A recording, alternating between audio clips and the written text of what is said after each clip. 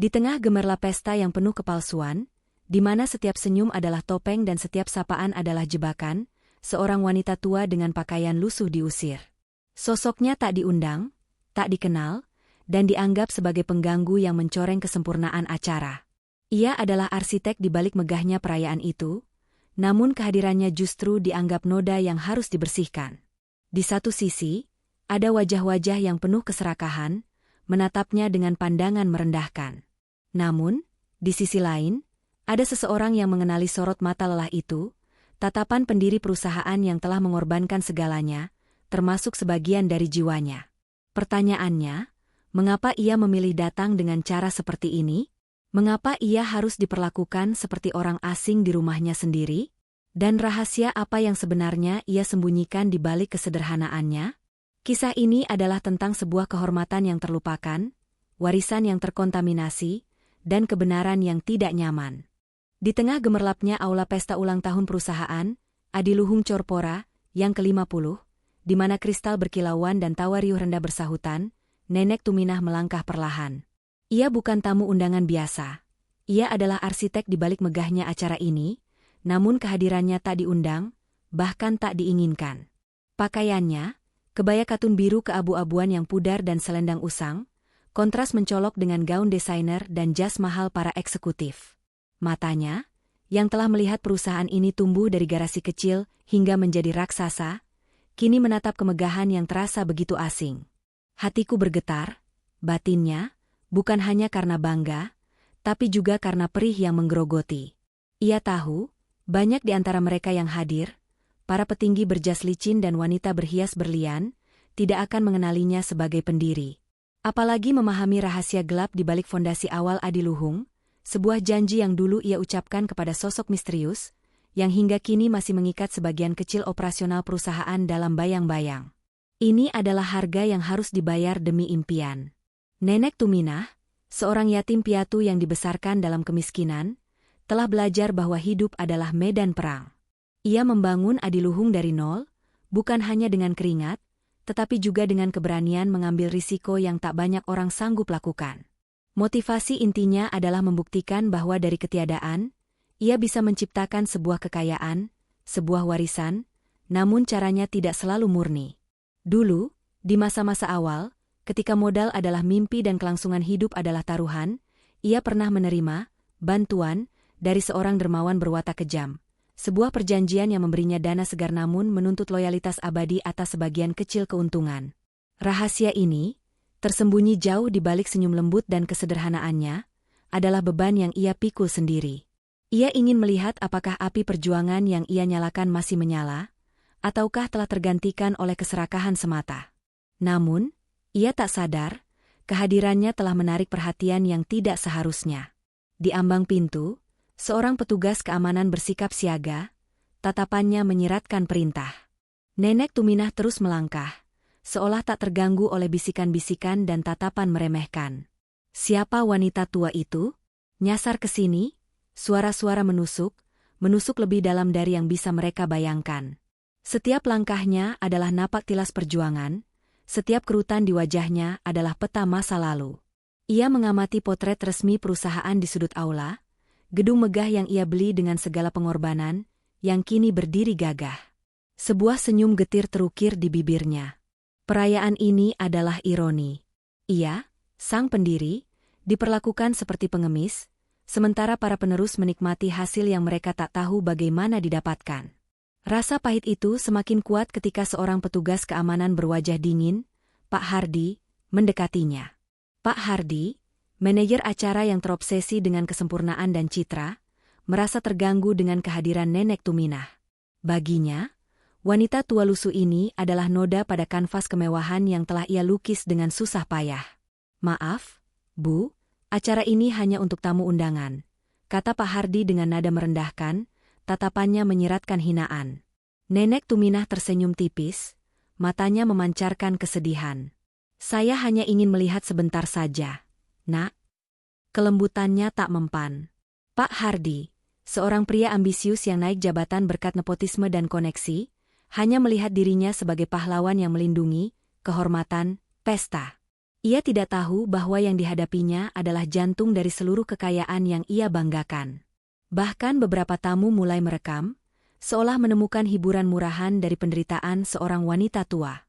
Rian, seorang staf keamanan muda, ikut mendekat dengan tatapan dingin, merasa bangga bisa menegakkan aturan bagi orang seperti ini.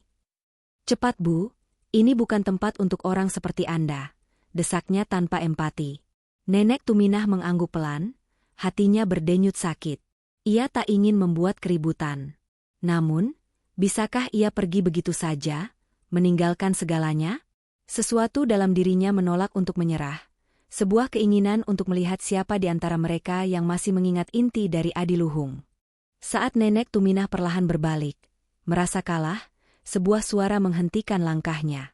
Pak Joko, seorang karyawan senior dengan rambut beruban, yang telah mengabdi sejak Adiluhung masih berupa impian, berdiri termangu. Ia telah mendengar bisikan-bisikan tentang wanita tua yang diusir, dan melihat sekilas sosok yang familiar. Wanita itu tidak mungkin, gumamnya pada diri sendiri, jantungnya berpacu.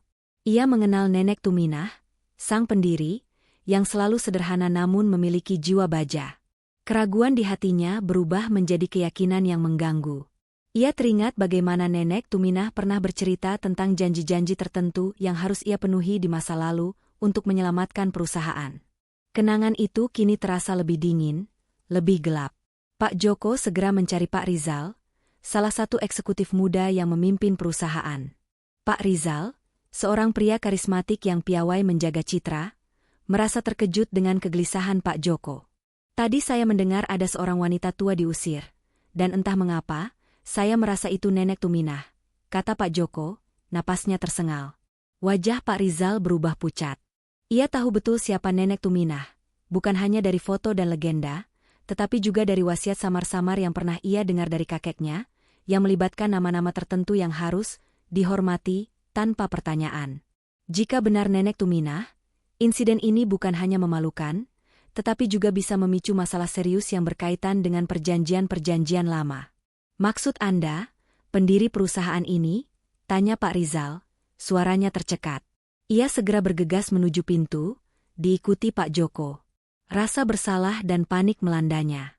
Ini bukan hanya tentang rasa hormat, tetapi tentang menjaga stabilitas dan reputasi yang telah ia bangun dengan hati-hati.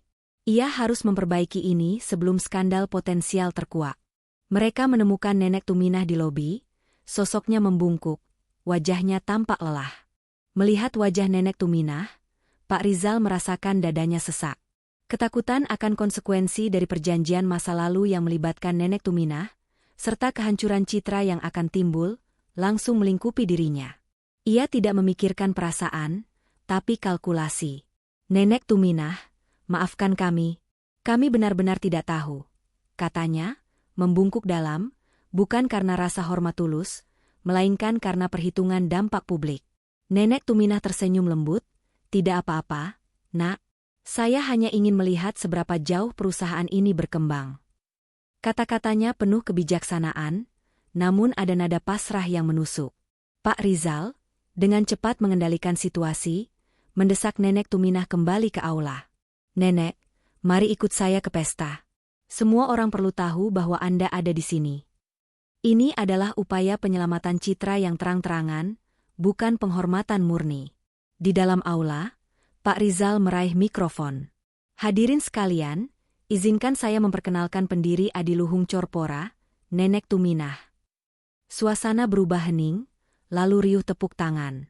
Bukan tepuk tangan tulus dari hati, tapi tepuk tangan terkejut, panik, dan terpaksa. Para tamu yang sebelumnya menghina kini menunduk malu, bukan karena menyesal, tapi karena takut akan konsekuensi sosial dan bisnis. Staf keamanan, termasuk Rian, pucat pasi.